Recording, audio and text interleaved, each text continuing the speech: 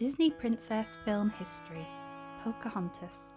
Pocahontas was a Powhatan Native American known for her involvement with English colonial settlement at Jamestown, Virginia in the 17th century. In a well-known anecdote of Captain John Smith, she apparently saved his life by placing her head upon his own at the moment of his execution. Disney portrays this narrative at the climax of the film. Why do I say apparently? I will explain later why this is now considered a fabricated version of events. Pocahontas was the daughter of Powhatan, the leader of an alliance of about 30 Algonquian-speaking groups and chieftains in Tidewater, Virginia, known as Sennacomaca. Her mother's identity is unknown. Historians have estimated Pocahontas' birth year as around 1595, based on the 1608 account of Captain John Smith in A True Relation of Virginia, and Smith's subsequent letters. Although English narratives would remember Pocahontas as a princess, her childhood was probably fairly typical for a girl in Sennacomaca. Pocahontas was a favourite of her father's, his delight and darling, according to the colonist Captain Ralph Hammer, but she was not a princess in the sense of inheriting a political station. Like most young females, she learned how to forage for food and firewood, farm, and building thatched houses. As one of Powhatan's many daughters, she would have contributed to the preparation of feasts and other celebrations. Like many Algonquian-speaking Virginia Indians of the period, Pocahontas probably had several names to be used in various contexts. Early in her life she was called Matoaka. The name Pocahontas was used in childhood, probably in a casual or family context. Captain John Smith arrived in Virginia with more than 100 other settlers in April 1607. The Englishmen had numerous encounters over the next several months with the Sennacomaca Indians.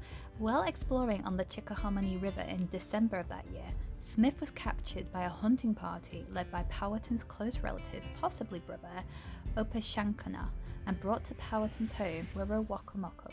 The details of this episode are inconsistent within Smith's writings. In his 1608 account, Smith described a large feast followed by a talk with Powhatan. In this account, he does not meet Pocahontas for the first time until a few months later. In 1616, however, Smith's account describes the dramatic act of selflessness which would become legendary. Historians have long expressed doubts that the story of Pocahontas saving Smith occurred as told in these later accounts. Smith may have exaggerated or invented the account to enhance Pocahontas' standing, or even just lifted the tale from a popular Scottish ballad, Young Beechin. Young Beechin is a ballad which was collected by Francis James Child in the late 19th century. Like Smith, Beechin is a traveller to faraway lands and is taken prisoner and fell in love with his captor's daughter. The daughter of his captor rescues him and he leaves, promising to marry her. Early histories establish that Pocahontas befriended Smith and assisted the Jamestown colony. Pocahontas often visited the settlement. Despite this connection, there is little in the historical record to suggest a romantic link between John Smith and Pocahontas. Camilla Townsend, a professor of Native American history, went back and looked at the actual surviving documents from that period. She learned that much of what had been repeated about Pocahontas wasn't true at all. Townsend thinks the reason it's been so popular among people of the dominant culture is that it's very flattering to European settlers. The idea is that this is a good Indian. She admires the white man, admires Christianity, admires the culture. That whole idea makes people in white American culture feel good about their history, that they were not doing anything wrong to the Indians, but really were helping them, and the good ones appreciated it. In late 1609, John Smith returned to England for medical care. The English told the Indians that Smith was dead. According to the colonist William Strachey, Pocahontas did marry a warrior called Kocoum at some point before 1612. Nothing more is known about this marriage, which may have dissolved when Pocahontas was captured by the English the following year. Samuel Argall and his indigenous allies tricked Pocahontas into boarding Argall's ship and held her for ransom, demanding the release of English prisoners and supplies held by Powhatan. When Powhatan failed to satisfy the colonists' demands, Pocahontas remained in captivity. Little is known about Pocahontas during this time, though it is clear that a minister named Alexander Whitaker instructed Pocahontas in Christianity and helped her to improve her English through reading the Bible.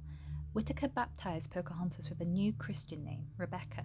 The selection of this name may have been a symbolic gesture to the Rebecca of the Book of Genesis, who, as the mother of Jacob and Esau, was the mother of two nations. Pocahontas met her husband John Rolfe during her year in captivity. In a long letter to the governor requesting permission to wed Pocahontas, he expressed both his love for her and his belief he would be saving her soul through the institution of Christian marriage. Pocahontas' feelings about Rolfe and the marriage are unknown. The marriage created a period of peace between the colonists and Powhatan. The Virginia Company decided to bring Pocahontas to England as a symbol of the tamed New World. The Rolfe family travelled to England in 1616, arriving at the port of Plymouth on June 12. Although Pocahontas was not a princess in the context of Powhatan culture, the Virginia Company nevertheless presented her as a princess to the English public. While some considered her a curiosity rather than a princess, Pocahontas was apparently treated well in London. On January 5, 1617, she was brought before King James I in Whitehall Palace. Shortly thereafter, John Smith met the Rolfes at a social gathering.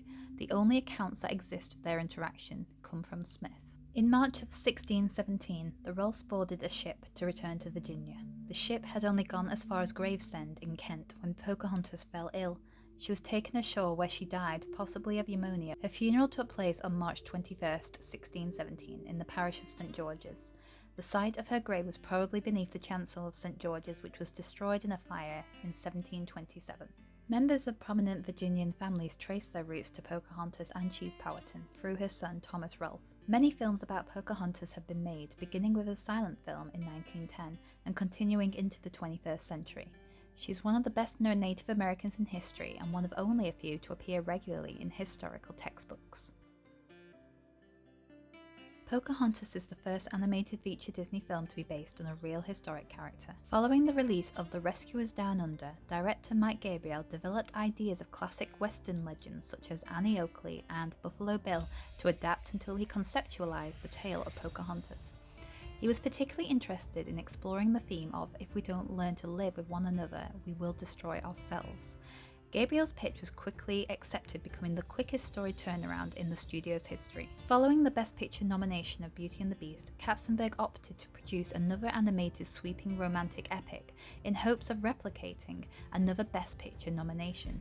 With Aladdin and The Lion King too far into development, Katzenberg believed that Pocahontas had a chance and pushed for the title protagonist to be older, the romance between Pocahontas and Smith to be more adult, and for the animals to be muted. In June 1992, the filmmakers embarked on a research trip to the Jamestown settlement, where Pentecost first met Shirley Little Dove Costello McGowan, herself a descendant of the Powhatan Indians. The trip also included a visit to their Pamunkey Indian Reservation and conducted interviews with historians. Additional Native American consultants were brought in to authenticate the clothing and war dance choreography. That same month, Katzenberg held a meeting with the animation staff, in which he declared Pocahontas was going to be a hit, while the concept for The Lion King was going to be a more experimental film. As a result, most of the animators decided to go and work on Pocahontas instead, believing it would be the more prestigious and successful of the two. Already knowing that in reality Pocahontas married John Rolfe, Mike Gabriel explained it was felt that the story of Pocahontas and Rolfe was too complicated and violent for a youthful audience, so instead they would focus on Pocahontas' meeting with John Smith. Glenn Keane, who designed Pocahontas, explained, "We had the choice of being historically accurate or socially responsible, by increasing Pocahontas' age from a girl into a young woman." One of Gabriel's early ideas was for Pocahontas' mother to be embodied in a certain star in the sky that by the end of the film would help Pocahontas find her path. However, The Lion King had carried a similar idea, so it was discarded. In September 1992, Disney began casting actors for Pocahontas, telling talent agents that they were particularly interested in Native American actors for the project. For the role of Pocahontas, Broadway actress and singer Judy Kern was hired to provide the singing voice, before Irene Bedard was cast. For the film's art director, Michael Giaimo shared his painting style of shape-based and secondary art details. For Giaimo, he relied on colour-saturated, elegant designs in a less than realistic format, inspired by prehistory Caribbean themes and creatures derived from African and Mexican folk art. Giaimo also drew the look and style of the film from the filmmaker's numerous visits to Jamestown, Virginia, as well as by extensive research into the colonial period, such as the tall, vertical shapes of the Virginian pine forests across the vast horizontal landscapes. Stephen Schwartz was brought on board to compose the lyrics. This would mark the first time Alan Menken had collaborated with Al Ashman for a Disney animated film. The film had the largest premiere in history on June 10, 1995 in New York's Central Park, followed by a live performance by Vanessa Williams.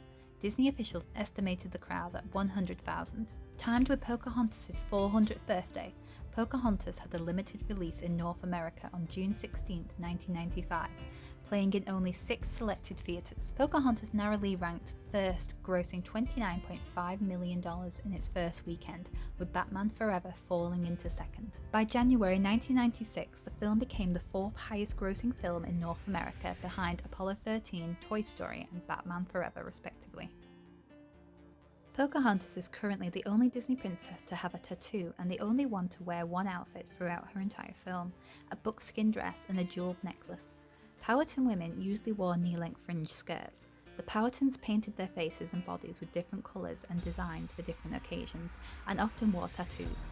Powhatan men and women both wore their hair long. Indian women made clothing from animal skins and other natural materials. They tanned the hides and used bone awls, bone needles, and deer sinew to fasten garments together. Clothing was often decorated with fringe, beads, bones, teeth, or painted designs. Pocahontas' necklace has a centerpiece appearing to be some type of decorative shell. The predominant blue colour of Pocahontas' necklace is most likely made of turquoise stone. However, turquoise is not found in Virginia, but rather the southwestern part of the continent. Documents written by John Smith that still survive show that he spent some time with Pocahontas and that they were teaching each other some basic aspects of their language. And we know this because in his surviving notes are written sentences like, "Tell Pocahontas to bring me 3 baskets," or "Pocahontas has many white beads." They were trying to teach each other. In the autumn of 1607, sitting along some river somewhere, they said these actual sentences to each other. She would repeat them in Algonquian and he would write them down. In 2005, Disney released the 10th anniversary edition of Pocahontas, including the once deleted song If I Never Knew You, which for this edition had been fully animated and integrated into the film. The song was featured on the end credits originally, performed by John Cicada and Shanice. Pocahontas appears at the Walt Disney Parks and Resorts for meet and greets on a recurring basis. She is most prominently featured in the Disney's Hollywood Studios incarnation of Fantasmic, where she and John Smith worked together to end the war between the natives and the settlers. In Disney's Animal Kingdom, Pocahontas had her own show entitled Pocahontas and Her Forest Friends, which ran from 1998 to 2008. Even though Disney's Pocahontas conveys more myths, the Native American character is the star. She's the main character, she's interesting, brave, strong, and beautiful. In fact, she wasn't selling her soul. She didn't love European culture more than her own people's culture.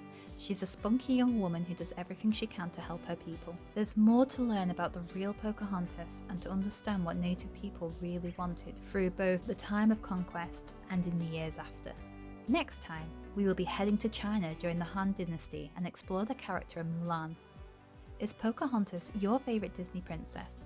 Was there anything new that you learned about her film? Please like, comment your thoughts and subscribe for more Disney related content. Thank you for watching.